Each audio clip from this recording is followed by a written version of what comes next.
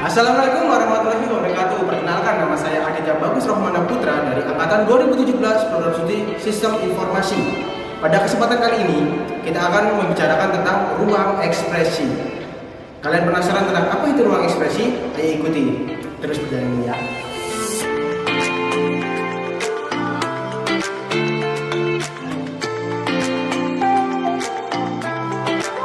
Jadi ruang ekspresi itu masih satu jajaran dengan laboratorium yang kemarin ya, ada yang di PSI dan SBTI. Nah, jadi ruang ekspresi itu masih dalam satu deretan, hanya saja dia berada di paling barat seperti itu. Oke, kita lihat ini pintunya ruang ekspresi ini guys. Sebelum kita masuk, kita lepas dulu ya sepatu kita ya.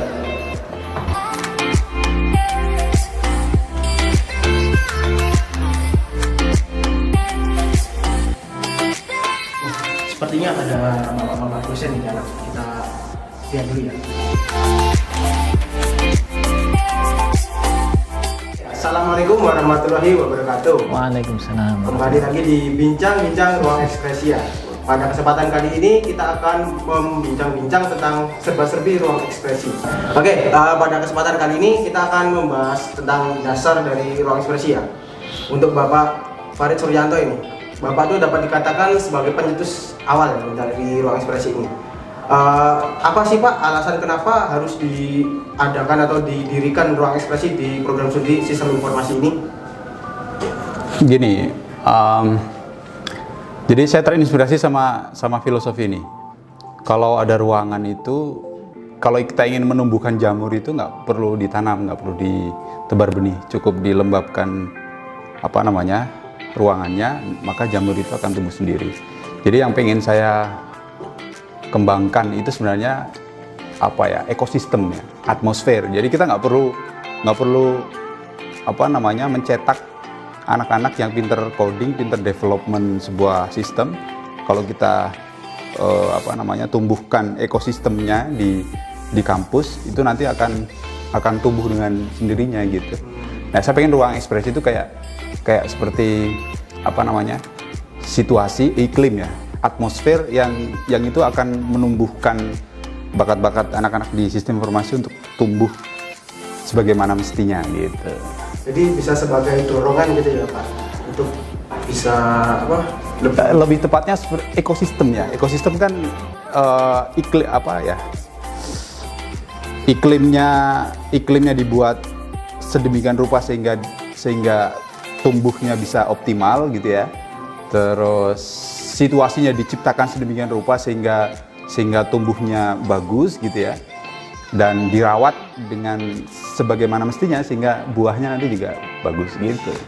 Jadi keren ya itu kenapa awalnya bisa dibentuk ruang ekspresi. Iya, jadi kita nggak perlu ngajarin anak-anak coding dengan teknis-teknis yang rumit gitu ya. Udah kita masukkan aja di dalam sebuah proyek, masukkan aja dalam sebuah masalah, nanti mereka akan pintar sendiri gitu. Dapat dikatakan bahwa mahasiswa ini bisa berkembang itu karena ada paksaan juga gitu ya Pak. Ya dipaksa dengan kondisi ya. Nah kita di ruang ekspresi ini kita bikin kondisi biar anak-anak bisa tumbuh dengan menyelesaikan masalah itu adalah bagian dari belajar, menyelesaikan masalah itu adalah bagian dari mereka mengeksplorasi diri mereka sendiri untuk kasih solusi yang terbaik. Oke, keren untuk dasar dari dibentuknya ruang ekspresi ini ya. Lalu Pak, dari ruang ekspresi ini itu kan ada slogan atau semboyan yang identik dengan ruang ekspresi, yaitu ada imajinasi, kontribusi, dan kolaborasi. Nah, itu tuh awal dari asal 3 kata itu Pak. Kenapa? Ya, imajinasi. Pertama imajinasi itu gini. Saya sering kalau di rapat-rapat dengan Pak Imam Sari itu, beliau sering ngajak kita untuk berpikir ke depan, terus melakukan imajinasi dan seterusnya. Film SpongeBob imajinasi, imajinasi gitu. Jadi anak-anak RE wajib nonton imajinasi ya SpongeBob. Jadi ya kita pengen kan Einstein juga ngomong kan, imajinasi itu lebih kontribusi untuk perubahan itu jauh lebih tinggi daripada sekedar knowledge gitu. Jadi ya pertama sih memang kita bangun imajinasi yang saya maksud adalah mereka bisa mengolah pemikiran-pemikiran, solusi-solusi dalam bentuk abstrak sekalipun di alam imajinasi mereka gitu.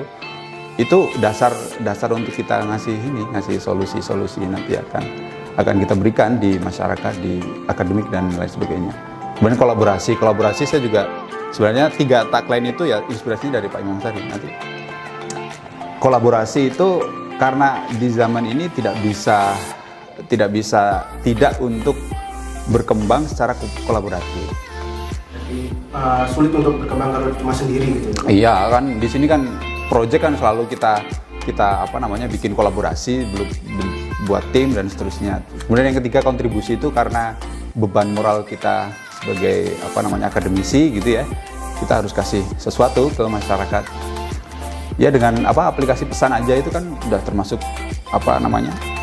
kontribusi yang saya kira cukup besar ya untuk lingkungan, terutama di kampus ini. Oke, terus kalau yang itu Pak, yang kolaborasi kontribusi udah semua 3.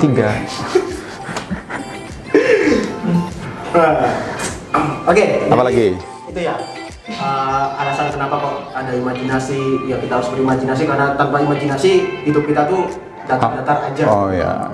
Gitu ya. Terus kalau kolaborasi dan kontribusi kan itu saling berkaitan satu sama lain karena sebuah proyek itu tidak akan mudah ya untuk dikerjakan seorang diri. Jadi kita harus bisa berkolaborasi ataupun bekerja sama antar tim seperti itu.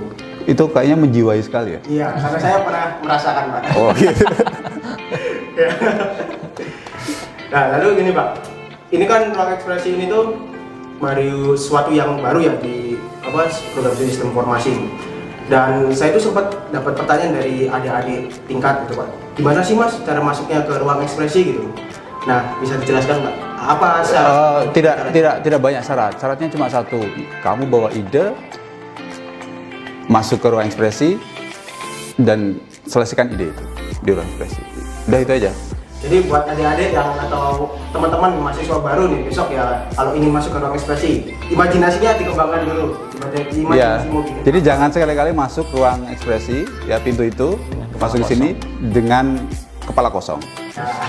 Jadi harus bawa ide. Walaupun belum punya solusi ya, ide dulu. Itu ya, dicatat syaratnya cukup mudah dan kami tunggu di ruang ekspresi ke depan. Oke, untuk Bapak Imam Azhari nih, kan tadi Bapak juga sebagai pencetus dari slogan tadi juga ya Pak. Nah, menurut Bapak nih, pandangan Bapak untuk ruang ekspresi ini ke depannya itu akan bagaimana Pak? Ruang ekspresi ini living lab hidup.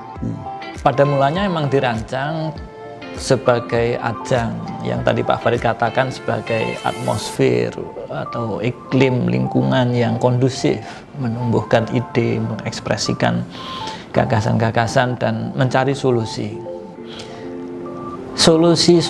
atau kasus-kasus yang dibahas pada mulanya tentu sifatnya simulatif, skala lab lah ya. Tetapi ke depan saya yakin dan saya percaya ruang ekspresi ini nanti juga akan menyelesaikan persoalan-persoalan real dan itu harus menjadi langkah pertama yang harus dimulai oleh mahasiswa, bahwa pekerjaan itu ya tidak perlu nunggu lulus.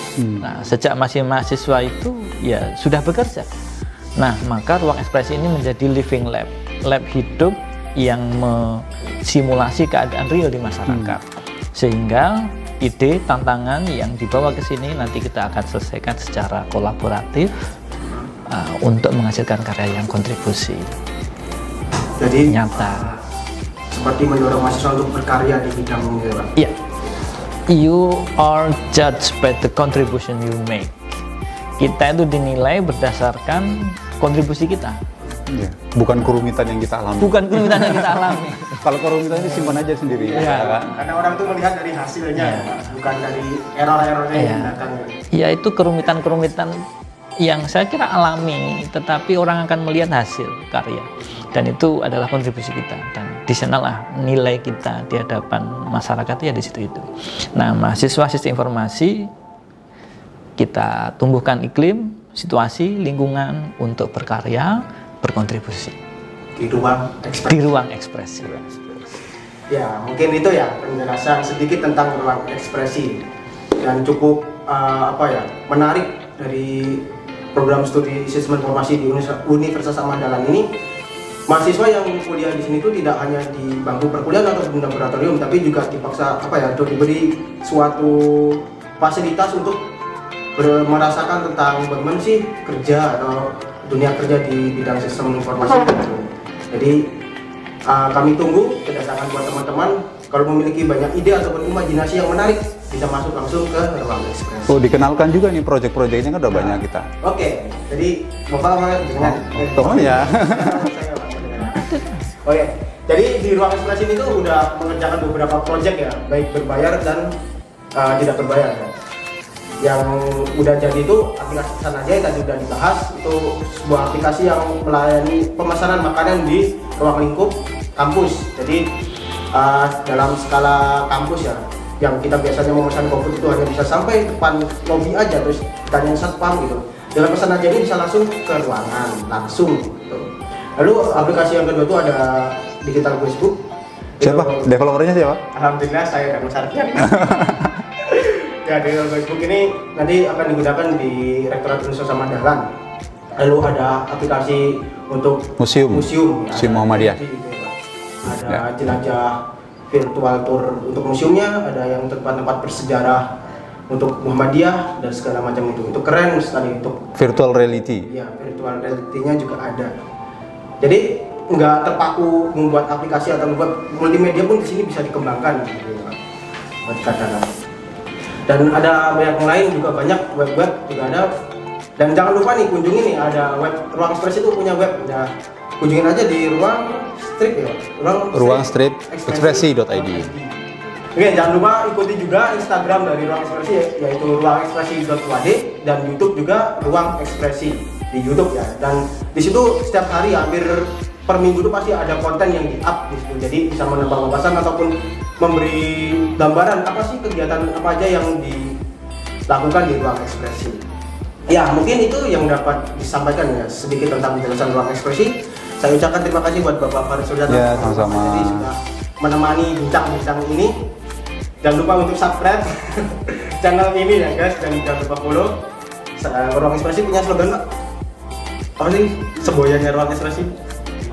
Imajinasi, kolaborasi, kontribusi. Ya, oke, terima kasih. Wassalamualaikum warahmatullahi wabarakatuh.